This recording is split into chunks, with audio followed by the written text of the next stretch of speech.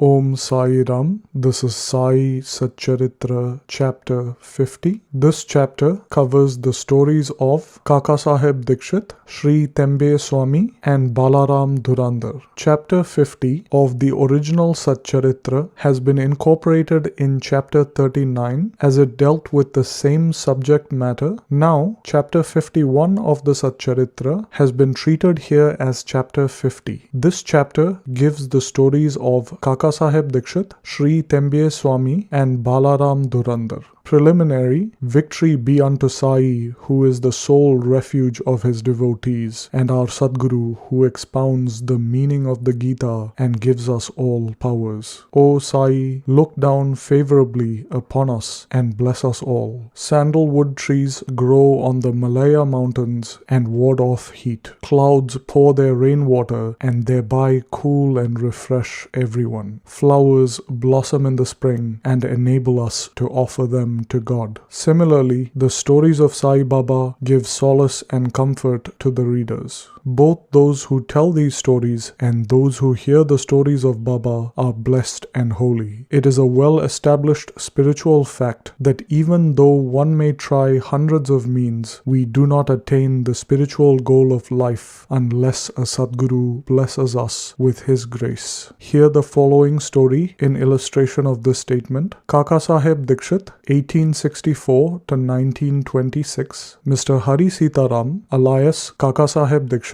was born in 1864 into a Brahmin family at Khandwa. His primary education was completed at Khandwa and his secondary education at Nagpur. He came to Bombay for his higher education and studied first in Wilson College and then in Elphinstone College. After graduation in 1883, he passed his LLB and the solicitor's examination and then worked in the firm of the government solicitors Messrs. Little and Company. Then after some time, he started a solicitor's firm of his own. Before 1909, Kakasaheb did not know about Baba, but soon he became a great devotee. While he was living at Lonavala, he happened to meet his old friend, Mr. Annasaheb Chandorkar. Both spent some time talking about many things. Kakasaheb described how, when he was boarding a train in London, he met with an accident in which his foot had slipped and was injured. Hundreds of remedies had given him no relief. Annasaheb told him that if he wished to get rid of the pain and lameness of his leg, he should go to his Sadguru Sai Baba. He also gave a detailed description of Sai Baba and mentioned to him Sai Baba's dictum, "I draw to me my people from even across the 7 seas, like a sparrow with a string fastened to its feet." He also made it clear to him that if he was not Baba's man, he would not be attracted to him and would not be given darshan. Kakasaheb was pleased to hear all this and said that he would go to Baba, see him and pray to him to cure not so much his lame leg but to bring around his lame, fickle mind and give him eternal bliss. Sometime after this, Kakasaheb went to Ahmednagar and stayed with Sardar Kakasaheb Mirikar in connection with securing votes for a seat in the Bombay Legislative Council. Mr. Balasaheb Mirikar, Kakasaheb Mirikar's son, who was a Mamlatdar at Kopargaon, was also in Ahmednagar for a horse exhibition. After the election business was over, Kakasaheb Dikshit wanted to go to Shirdi, and the Mirikars were also thinking about a fit and proper guide with whom he should be sent there. Sai Baba was, at the same time, arranging things for his reception. Shama got a telegram from his father-in-law at Ahmednagar stating that his mother-in-law was seriously ill and that he should come to see her with his wife. Shama, with Baba's permission, went there and saw his mother-in-law and found her improving and better. Nana Saheb Panche and Appa Saheb Gadre happened to meet Shama on their way to the horse exhibition. Kakasaheb Dikshit and the Mirikars were also informed of Shama's arrival. In the evening, Shama visited the Mirikars, who introduced him to Kakasaheb. They arranged that Shama should leave for Kopargaon with Kakasaheb by the 10 o'clock night train. After this was settled, a curious thing happened. Balasaheb Mirekar removed the cover on Baba's big portrait and showed it to Kakasaheb. Kakasaheb was surprised to see that he, whom he was going to meet at Shirdi, was already there in the form of his portrait to greet him. He was greatly moved and prostrated before the portrait. This portrait belonged to Megha. The glass over it had been broken and it was sent to the Mirekars for repair. The necessary repairs had already been made and it was decided to return the portrait with Kakasaheb and Shama. Before 10 o'clock, they went to the station and booked their passage. But when the train arrived, they found that the second class was overcrowded and that there was no room for them. Fortunately, the guard of the train turned out to be an acquaintance of Kakasaheb's and he put them up in the first class. Thus, they travelled comfortably and alighted at Kopargaon. Their joy knew no bounds when they met there Nanasaheb Chandorkar, who was also bound for Shirdi. Kakasaheb and Nanasaheb embraced each other, and then after bathing in the sacred Godavari river, they started for Shirdi. After arriving there and receiving Baba's darshan, Kakasaheb's mind was melted. His eyes were full of tears and he was overflowing with joy. Baba said that he had been waiting for Kakasaheb and had sent Shama to receive him. Kakasaheb then passed many happy years in Baba's company. He built a wada in Shirdi, which later became his permanent home. The experiences he received from Baba were so profound that it is not possible to relate them all here. The readers are advised to read a special Kakasaheb Dikshit edition of the Shri Sai Leela magazine. We close this account with the mention of a fact. Baba had comforted him by saying that in the end he would take him in a viman or air coach, that is, secure him a happy death. This turned out true. On the 5th of July 1926, he was travelling on a train and talking about Sai Baba. He seemed deeply engrossed in Sai Baba. All of a sudden, he leaned his neck on a fellow traveller's shoulder and breathed his last, with no trace of pain or uneasiness. Shri Tembe Swami. This brings us to the next story, which shows how saints love each other with fraternal affection. Once, Shri Vasudevananda Saraswati, known as Shri Tembe Swami, was encamped at Rajamahendri in Andhra on the banks of the Godavari. He was a devout orthodox jnani and a yogi bhakta of the god Dattatreya. Mr. Pundalik Rao, a pleader from Nanded in the Nizam state, went to meet him with some friends. While they were talking to him, the names of Shirdi and Sai Baba were casually mentioned. Hearing Baba's name, the Swami bowed with his hands and taking a coconut, gave it to Pundalik Rao. He then said to Pundalik Rao, "Offer this to my brother Sai," with a bow, "and request him not to forget me and always love me." He also added that Swamis do not generally bow to other Swamis, but in this case, an exception had to be made. Mr. Pundalik Rao consented to take the fruit and the message to Baba. The Swami was right in calling Baba a brother, for the Swami, like Baba, maintained a sacred fire day and night in an orthodox fashion. After a month, Pundalik Rao and a few others left for Shirdi with the coconut and reached Manmad. As they felt thirsty, they went to a rivulet to drink water. They then felt that water should not be drunk on an empty stomach and thus took out some chivda, that is flattened rice mixed with spices. The chivda tasted pungent, and in order to soften the taste, someone suggested they break a coconut and mix its scrapings with it. Thus, they made the chivda more tasty and palatable. Unfortunately, the fruit that was broken was the one that was entrusted to Pundalik Rao. As they neared Shirdi, Pundalik Rao remembered the promise and was very sorry to learn that it was broken and used. Trembling with fear, he came to Shirdi and saw Baba. Baba had already received a divine message regarding the coconut from Tembe Swami, and he himself asked Pundalik Rao to give him the things sent by his brother. Pundalik Rao held Baba's feet, confessed his guilt and negligence, repented and asked for Baba's pardon. He offered to give another fruit as a substitute, but Baba refused to accept it, saying that the value of that coconut was by far many times more than an ordinary one and that it could not be replaced by another. Baba also added, "Now you need not worry yourself any more about the matter. It was on account of my wish that the coconut was entrusted to you and ultimately broken on the way. Why should you take the responsibility for these actions? Do not entertain the sense of doership in doing good or more bad deeds. Remain entirely prideless and egoless in